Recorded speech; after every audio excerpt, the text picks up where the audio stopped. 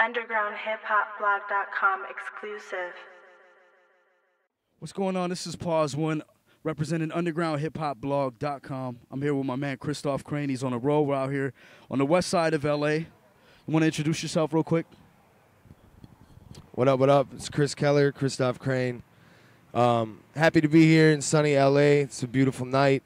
We're out at a local art shop called Chalk, as you can see in the upper left corner of your video screen right now. Yeah, yeah, what's up? What do you got for me? Spit 'em, shoot 'em. So you're on the road. This is this your first stop, second stop? This is our first stop. We just flew into LA a couple hours ago. I sat by a small child on the plane. He pooped himself, so the whole time I was reading 1984, and it just like his poop was like a metaphor to the government and the way that they're trying to take over everything. So it's crazy.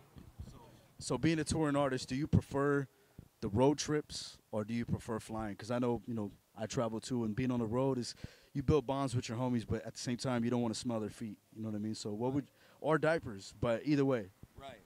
Well, I think that's like you just said. I mean, no matter whether you're in a van and traveling across the country or wherever, or you're on a plane, there's always going to be some sort of shit that you're going to smell. But because you've experienced the shit, then the connections and stuff that you make, I really like this is we flew into LA and then we're going to, be in a van together for 9 days or whatever. So, we kind of did a little bit of both, but I love being on the road with people. I feel like you really, whether or not you fully connect with them and make lifelong friendships, you deepen your understanding of the dynamics between one another and about yourself, and kind of become mirrors to one another while you're traveling and like sharing similar interests and, intentions or whatever. So my next question is, knowing that you're on the road and you're doing your thing, what was it that motivated you, that kind of like lit the fire under your ass to get out of your town, out of your state, and kind of make the move all the way to LA and travel all around the country? What was it? I started pretty much stalking this dude named Michael Larson, which probably anyone that's watching knows who he is. I started like really just seeking him a lot when I was like 18, 19 years old, and I actually ended up going to jail and had one of his CDs during that time, and like became very, very connected to what he was doing with his art. Anyway, as time went on, we became really good friends, and it got to a point where he was like, you really, like, I know that you have something that needs to be expressed to the world, and I really think that you should take this seriously, blah, blah. And then, he took me with him, with his group, Face Candy, which before that was ID and Friends. And that was my first experience getting out, and it was just, it's a very fulfilling journey. No matter what happens, so far it's been fulfilling. And so once that happened, then I was like, this feels right.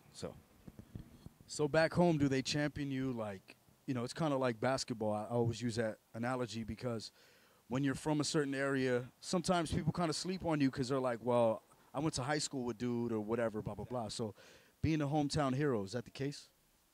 I feel like, it's all relative, within your city and whatever scene you're in. But for me, I've noticed an increase. There definitely is that. There's that. What is the word that I'm looking for?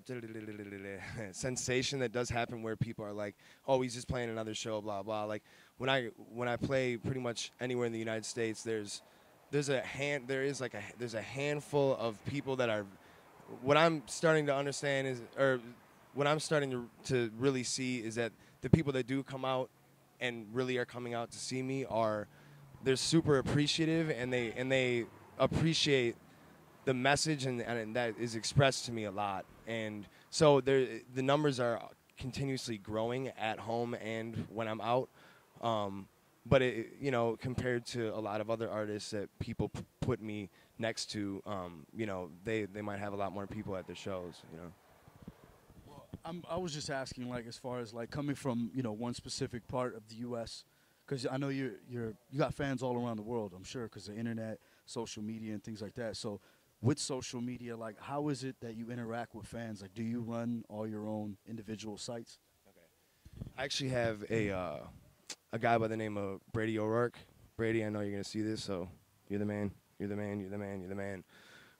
But yeah, he runs most of the most of the online media and interactions. But if there's something that's personally a question that's posed to me or something that's directed towards me, then I do my best to always respond, like whether it's Twitter, Facebook, email, whatever. And just people that I really look up to that have become really successful artists have always encouraged me of doing that. Like I was recently on tour with Sage Francis, and that was one of his biggest things that he was like, it's just always been important to me to get back to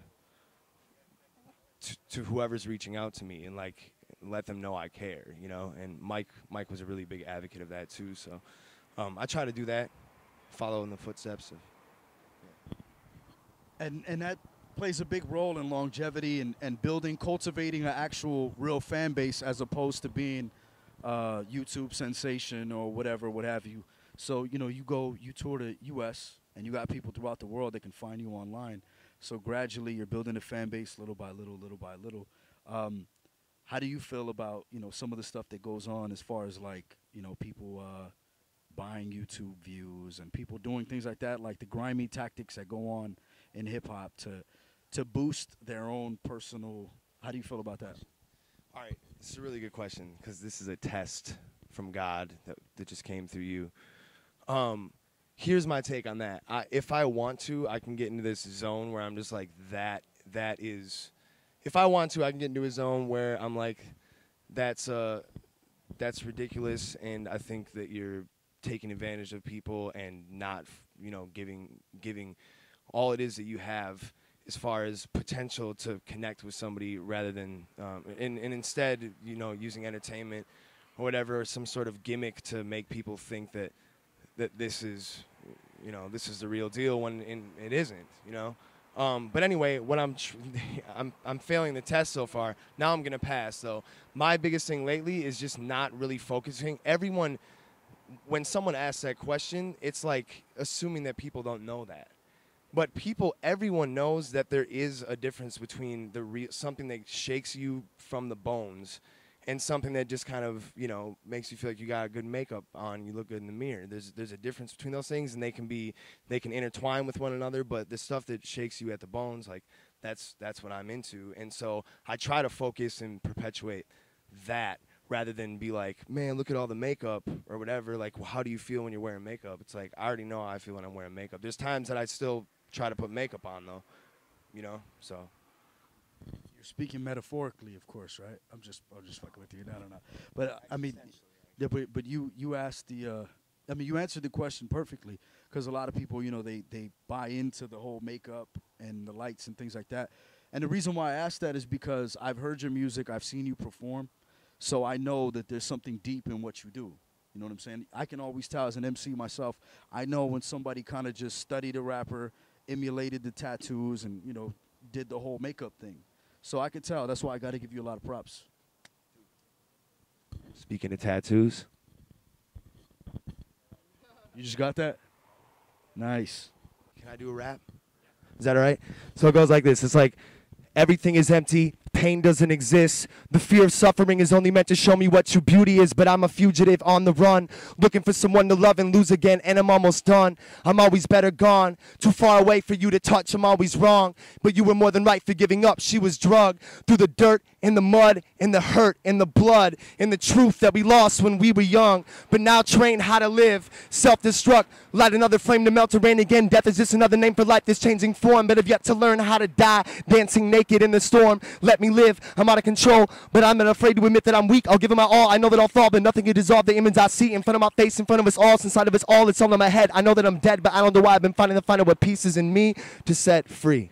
So you guys got an exclusive. You want to let them know where they can find your music online? Yeah, you can find it at KristoffKrane.com, F to I to X.com, Kristoff Krane Bandcamp. I got a bunch of free stuff, and yeah, just type in Kristoff Krane and click the first link. You'll be all right. All right, mad shout out to undergroundhiphopblog.com.